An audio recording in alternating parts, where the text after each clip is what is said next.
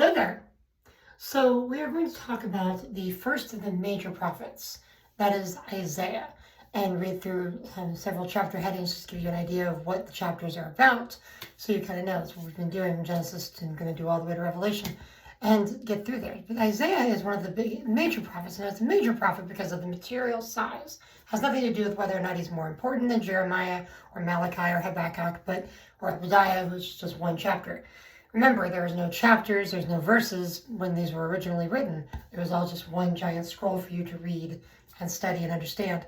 When you get into Bible college, you hear a debate about whether or not Isaiah was written by more than one person. And that's quickly thrown out when you see Jesus talking about the book of Isaiah and quoting from both parts of Isaiah and attributing it to the same author. So in case you ever run into that idea that there's more than one Isaiah. Chapter 1, Indictment and Invitation, God stating a case and offering a cure. A vision of Isaiah, son of Amos, the complaint of the Lord against Judah and the condition of Judah at the time. The Lord offering a cure. Remember, this was written during the times when Israel and Judah were still a divided kingdom. And a lot of what you see in Isaiah, you can see around the time of King Hezekiah and a couple of the other kings as well. Isaiah 2, Hope and Fear, a hope for Messiah's reign. Really, that made a lot of sense that they were hoping at that time for the coming Messiah. Big thing about him, and there's a lot of prophecies you'll run into in Isaiah about the Messiah, about Jesus. Remember, the Old Testament is what the New Testament writers had when they were preaching about Jesus, when they were sharing the Messiah is arrived. They had the Old Testament because it was the Testament, it was the Bible until the New Testament had been written. So all they had was there. Threat of the coming judgment. Then chapter 3, sins of Judah. Sorry, my cat is constantly getting on the table and interrupting. There, Jamie, you're fine. Anyway, the sins of Judah. The profile of the society under judgment, shortages of food, water, and competent leadership. Of course, that's a big one. God's case against Judah, their ill treatment of the poor was a big thing. God is always very much about taking care of the poor. Sinful women of Judah, the judgment of the Lord against them. Chapter 4, the Messiah's community, judgment on the daughters of Zion and the glorious hope. The branch of the Lord, the prophecy of the branch of the Lord comes up in that place, and it's interesting. Play on branch, you can study the word Nazarene that relates to the branch, and that is the place that Jesus was from. He is a Nazarene. He was born in Bethlehem, but his family is from Nazareth. Then you have chapter 5, the vineyard of the Lord, the parable of the vineyard. There's a lot of parables throughout the Bible, and especially in the prophets, talking about how the land was a vineyard of the Lord and it was unproductive.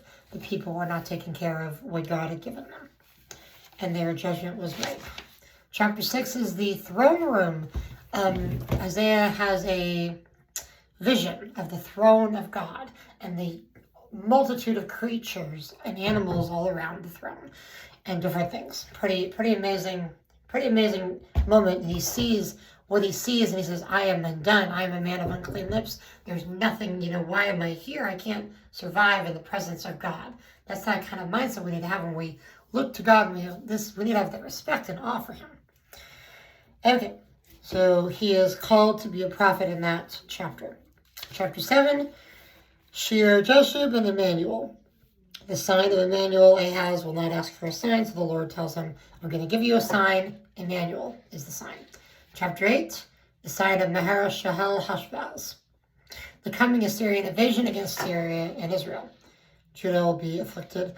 Judah can prepare for the invasion, preparing by fearing God, not Assyria. That's important.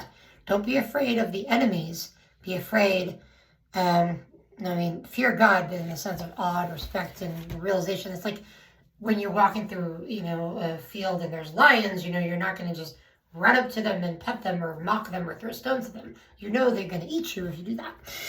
They might do that anyway. But, you got to be that fear and respect of it. Prepare by seeking his light and his word, not in darkness and not in the occult. Chapter 9, unto us a child is born. Hope for Israel, joy in the Messiah's deliverance. Big verse about, the Messiah coming and hope for Jesus. Unto us a child is born. Unto us a son is given. That is given on the cross. It's a prophecy not just of his birth, but also his death, Jesus would come and die for our sins. That is just the first 9 chapters. Let's do chapter 10 real quick. Just Assyria being judged. God's judgment on the arrogance of Assyria. Despite the coming attack of the Assyrians, God will preserve a remnant of Israel. Do not be afraid of the Assyrian army. The Lord will be with you when you trust in him. God bless.